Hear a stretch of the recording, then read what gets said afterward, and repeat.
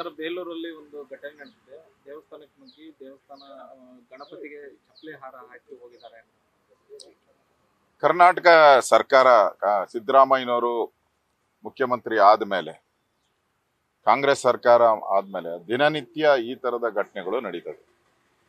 ಕರ್ನಾಟಕದಲ್ಲಿ ಸರ್ಕಾರ ಇದೆಯಾ ಸತ್ತೋಗಿದೆಯಾ ಅನ್ನೋದನ್ನು ಕೂಡ ಜನಗಳಿಗೆ ಡೌಟ್ ಬರೋ ರೀತಿ ನಡೀತಾ ಇದೆ. ಒಂಥರ ಅಜಾಗರೂಕತೆ,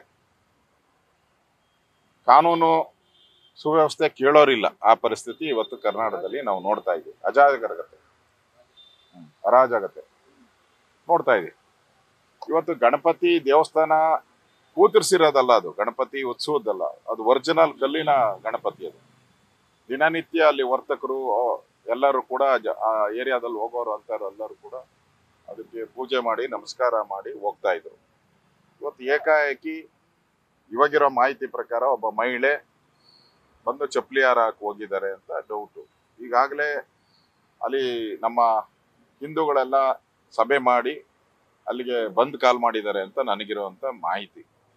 ಒಟ್ಟಾರೆ ನನಗನ್ಸೋವಂಥದ್ದು, ರಾಜ್ಯದಲ್ಲಿ ಒಂದು ರೀತಿ ತೊಗಲಕ್ ಸರ್ಕಾರ ಇರೋದ್ರಿಂದಾನೆ, ಈ ಟಿಪ್ಪು ಸರ್ಕಾರ ಇರೋದ್ರಿಂದ ಒಂದೊಂದೇ ಈ ತರ ಧರ್ಮಸ್ಥಳ ಆಯ್ತು, ಚಾಮುಂಡೇಶ್ವರಿ ಆಯ್ತು,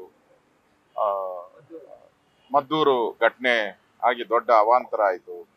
ಈಗ ದಸರಾ ಉದ್ಘಾಟನೆಗೆ ಭಾನು ಮುಸ್ತಾಕ್ ಆಯ್ತು. ಈಗ ಅದು ಹಾಸನಕ್ಕೆ ಶಿಫ್ಟ್ ಆಗಿ ಹಾಸನದಲ್ಲಿ ಇವತ್ತು ಗಣಪತಿಗೆ ಚಪ್ಪಲಿ ಹಾರ ಹಾಕಿರುವಂಥದ್ದು ಈ ಸರ್ಕಾರ ಹೇಗೆ ನಡೀತಾ ಇದೆ ಅನ್ನೋದಕ್ಕೆ ಇದೊಂದು ಸ್ಪಷ್ಟವಾದಂತ ಉದಾಹರಣೆ. ಈ ಸರ್ಕಾರ ಹಿಂದೂಗಳ ಬಗ್ಗೆ ಯಾವ ರೀತಿ ನಡ್ಕೊಳ್ತಾ ಇದೆ ಅಂತ. ಇನ್ಮೇಲಾದ್ರೂ ಹಿಂದೂಗಳು ಎಚ್ಚರಗೊಳ್ಳಿಲ್ಲ ಅಂದ್ರೆ ಇದು ನಿಮ್ ಮನೆ ಬಾಗಿಲಿಗೆ ಬರ್ತೈತೆ. ನೆಕ್ಸ್ಟ್ ನಿಮ್ ಮನೆ ಬಾಗಿಲಿಗೆ ಬರ್ತೈತೆ.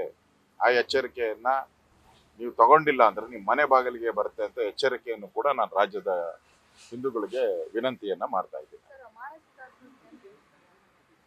ನಮ್ಮ ಚಾಮರಾಜಪೇಟೆಯಲ್ಲಿ ಹಸುರ್ಕೆ ಹಚ್ಚಲು ಕೊಯ್ದವರು ಮಾನಸಿಕ ಅಸ್ವಸ್ಥೆ, ಧರ್ಮಸ್ಥಳದಲ್ಲಿ ಹೋದವನು ಅವನು ತಲೆಬುರುಡೆ ತಗೊಂಡವನು ಅವನು ಮಾನಸಿಕ ಅಸ್ವಸ್ಥೆ.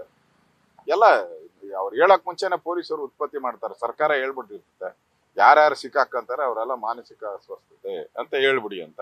ಅದು ಬ್ರ್ಯಾಂಡ್ ಔಟ್ ಇದೆ ಎಲ್ಲ ಕಡೆನೂ, ಅದೇ ಬ್ರ್ಯಾಂಡ್. ಸದ್ಯಕ್ಕೆ ಉದ್ಘಾಟನೆಗೆ ಹೋಗೋರೆಲ್ಲ ಮಾನಸಿಕ ಅಸ್ವಸ್ಥತೆ ಅಂತ ಹೇಳಿಲ್ಲ ಅಂದ್ರೆ ಕಾಂಗ್ರೆಸ್ ಪುಣ್ಯ. ಅದು ಅದೇ ಪುಣ್ಯ ಅಂತ ನಾನು ತಿಳ್ಕೊಳ್ತೀನಿ. ಯಾವ್ಯಾವ ಉದ್ಘಾಟನೆಗೆ ಯಾರ್ಯಾರು ಹೋತಾರೋ ಎಲ್ಲೆಲ್ಲಿ ಹೋತಾರೋ ಗೊತ್ತಿಲ್ಲ. ಕಾಂಗ್ರೆಸ್ ಅವ್ರು ಯಾರ್ಯಾರು ಕಳಿಸ್ತಾರೋ ಗೊತ್ತಿಲ್ಲ.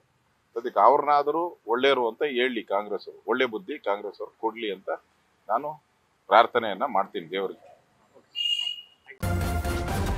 ನ್ಯೂಸ್ ಫಸ್ಟ್, ನಿರ್ಭೀತಿಯಿಂದ ನಿಮ್ಮ ಪರವಾಗಿ.